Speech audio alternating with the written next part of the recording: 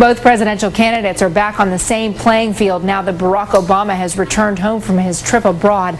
John McCain is in California today, raising money for his campaign and talking about energy.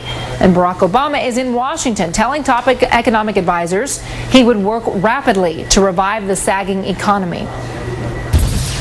In the long run, we can't have a thriving Wall Street if we don't have a thriving Main Street. When wages are flat, prices are rising, and more Americans are mired in debt, then the economy as a whole suffers.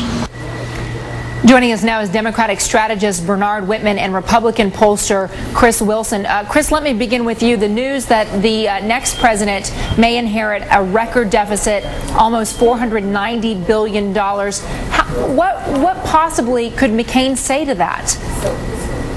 Well, he's got to address an economic plan. I think this week it's really important for the McCain campaign to regain the agenda, focus on what he believes, what he wants to do for the economy. And I think the perfect thing for McCain to do here is draw a contrast between what he believes and what Barack Obama believes, which is, if you take Obama's plan, which is increasing taxes, McCain wants to keep the tax cuts in place. And those are key distinctions, because the last thing in the world the economy needs right now is a tax increase. Even if it's just letting tax cuts expire, for most Americans that'll be a tax increase, and that's the wrong way to approach the challenges we're having right now with the economy. You know, it's interesting, too. The Bush administration source who predicts this record deficit is blaming the sagging economy and these stimulus payments made to 130 million households.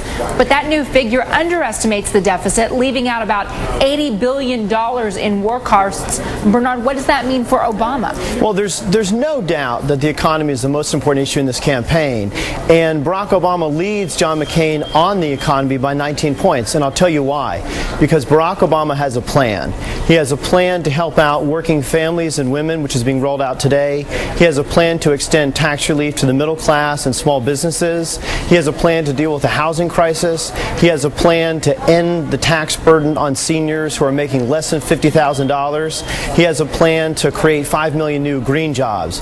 And the best John McCain can come up with in response is tax breaks to the wealthy and a summer gas tax holiday, which is going to save most Americans about $30. You know, it's funny that you bring up those tax breaks for the wealthy, because it's also the same thing that Obama's getting criticism for saying that he's willing to raise taxes on people who make more than $250,000 a year.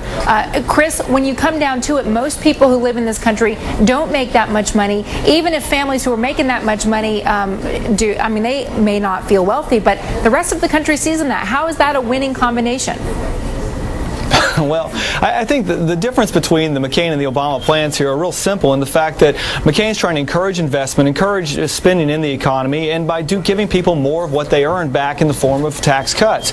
The Obama plan, and Bernard has a nice definition for it, but I would go a little bit further to say when you're raising taxes on the people who are making the investments in the economy, what you're doing is you're going to hurt the economy overall. You're going to cost the American jobs, you're going to cost investment in the economy. And at the end of the day, it's not the right approach for America. And so I do believe, and I would agree with Bernard in the statement, that Obama's done a good job in defining his plan, but right now it's got labels. Bernard put forth all those labels. What needs to be done is the American people focus on it more, and as the McCain campaign does a better job of defining what they believe in and comparing it to the details of the Obama plan, I think you'll find one is better for the economy and one is worse for the economy. Chris, Bernard, thank you both. Thank you.